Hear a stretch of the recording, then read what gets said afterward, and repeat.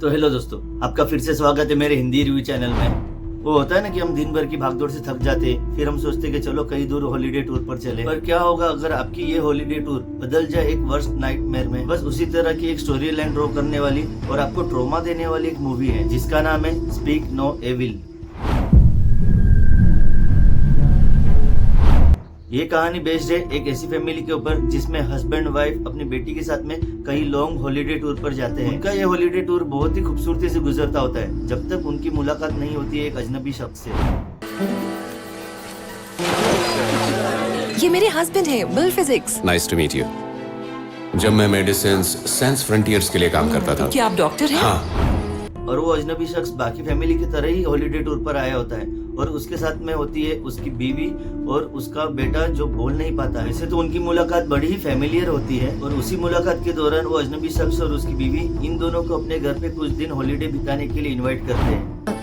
ठीक है, तो आप हमारे घर चलिए। और फिर वो दोनों हस्बैंड वाइफ इनका इनविटेशन एक्सेप्ट करते हैं और फिर एक दिन उनके घर पे जाने का डिसाइड करते हैं। तो क्या करना है? तो फिर चलने के लिए तैयार हैं? और फिर एक दिन आता है जब वो दोनों हस्बैंड वाइफ इनके घर पे जाते हैं और बस यही से शुरुआत होता है सस्पेंस और साइकोलॉजिकल थ्रिलर का तड़का। शुरुआत में तो सब कुछ अच्छा ही चलता होता है। आप लोग तो आ गए। हाँ, फाइनली। लाओ मुझे दे दो। माफ करना, सब बिखरा पड़ा है। कोई बात नहीं।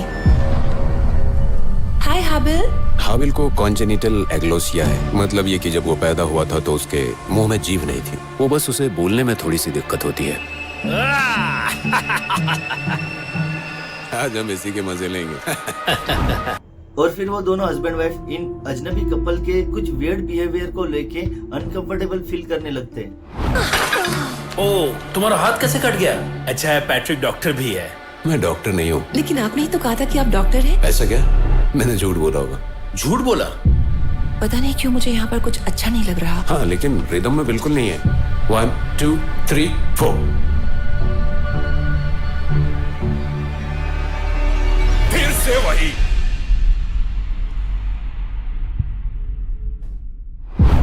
फिर वो डिसाइड करते हैं कि चलो रिटर्न चले जाए।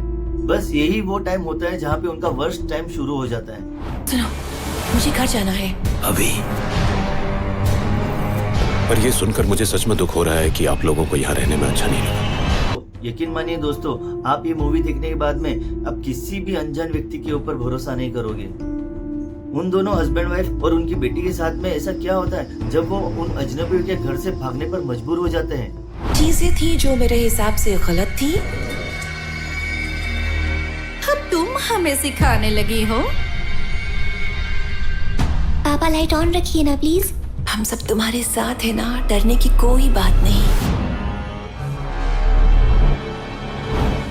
यकीन मानिए इस मूवी का ट्विस्ट और एंड में जो सस्पेंस रिवील होता है ना, कसम से आप इसको प्रेडिक्ट तक नहीं कर पाओगे कि ऐसा भी हो सकता है। अगर आप ऐसी कोई मूवी देखना चाहते हो जो आपको ट्रॉमा दे दे तो आपको ये मूवी जरूर देखनी चाहिए। इस मूवी की एंडिंग यार आपका दिल दहला देगी। आप कभी नहीं चाहोगे कि किसी के साथ में भी ऐसा हो। तो ऐसा क्यों कर रहे हो?